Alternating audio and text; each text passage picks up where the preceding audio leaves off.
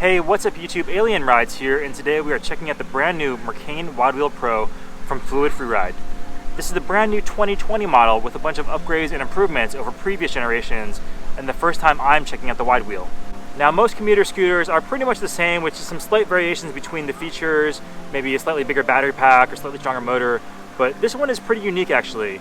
So we've got dual motors, pretty wide tires, and I'm going to show you what makes this a pretty awesome power commuter scooter. So let's check out some FPV and drone footage, and I'll give you some impressions of the scooter, and make sure you stick around and check out our hill climb test because I think the results are going to be pretty shocking. Subscribe and let's ride. Let's first quickly unbox the scooter and see what's included. It's a rather nice unboxing experience with a printed box and well-cut styrofoam supports. I think it would be hard for the scooter to be damaged in shipping. It comes with a charger, a manual, a nice set of tools including a wrench and a few Allen keys, and a bell which I attached to the handlebars.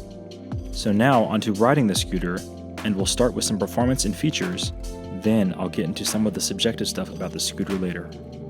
For a commuter scooter, this scooter has pull when in power mode. My personal top speed on the scooter was about 24 miles or 38 kilometers per hour, which is pretty solid for a commuter.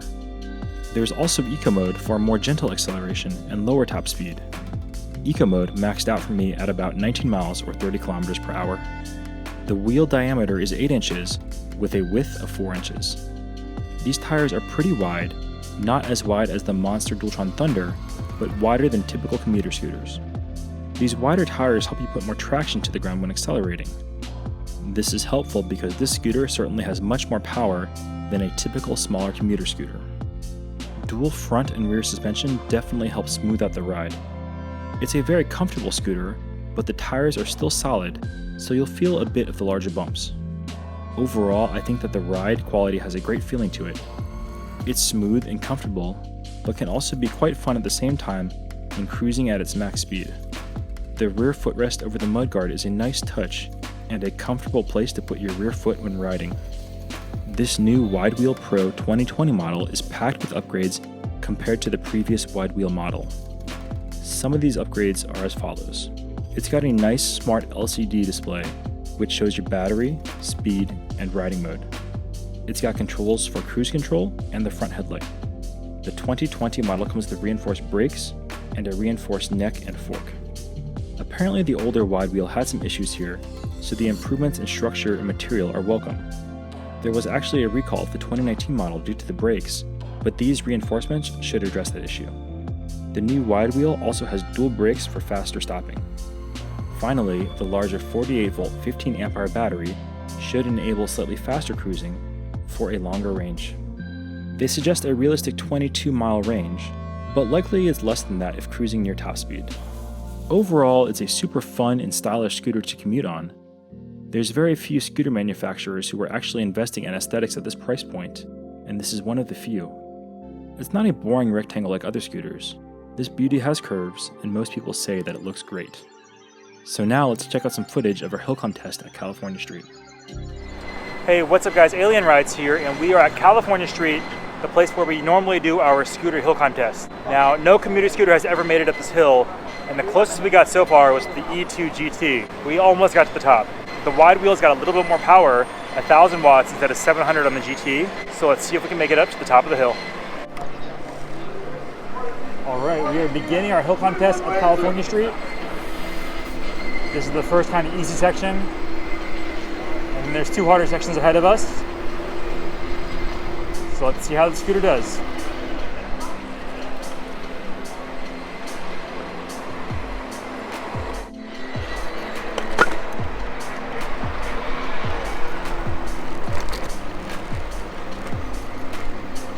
At 13 miles an hour. Not too shabby.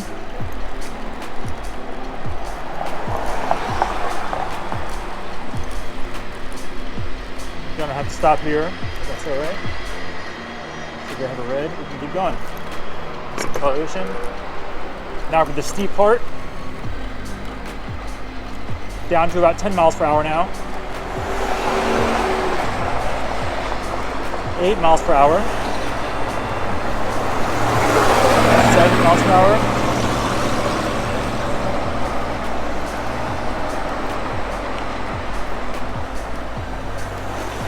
Not bad at all. I think we're going to make it. This is the hard part here. Next hill's a little bit easier. Holding steady at 7 miles per hour. Just going to get to this intersection. And this part's actually a little bit easier, so we should be able to get to the top. We are decreasing in speed down to about 10 miles per hour now.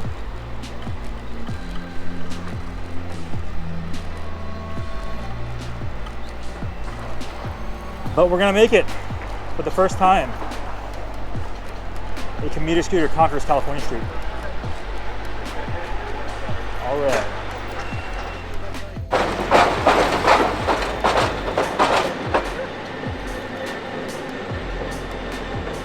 All right, guys, so as you can see, we made it to the top of California Street. That's pretty exciting because this is the first time a commuter scooter has made it to the top of this hill. Those dual 500 watt motors really help. Most of the scooters I've tried so far have only been a single motor. So super cool that we made it to stop this hill. We'll have to see if there's something between the 700 and 1000 watt motors that's able to get up here. But in the meantime, I'm gonna search for a new hill. All right, back to the ride footage. So now let's go ahead and finish up this review. At 54 pounds or 24 kilograms, it's a little bit heavy for a commuter scooter. So you might opt for something a little bit lighter if you need to transport it up or downstairs. The foldable stem locks folded and makes it easy to lift the scooter if needed. I think this is a great scooter, but with anything, I look to see what could be improved. In my opinion, I think that this scooter could sport a slightly wider deck. Give me the wide deck and wide-wheeled scooter. I could see the scooter losing a bit of the design appeal if they did this though, which would be a shame. One other thing that I think they could improve is a slightly better acceleration curve. There's a bit of a delay when you press it, and the 1 second delay or so can be a little bit jarring. I'm not sure if this is due to the scooter requiring a kickstart for the throttle to work or what, but ideally the throttle would be correlated with a direct and immediate motor response. Unfortunately, due to the kick to start, this is hard to record, or I would have tried to get a close-up on this behavior. If you're interested in the scooter, you can find a link to it in the video description below. It's currently selling at Fluid Freeride for around $1,300.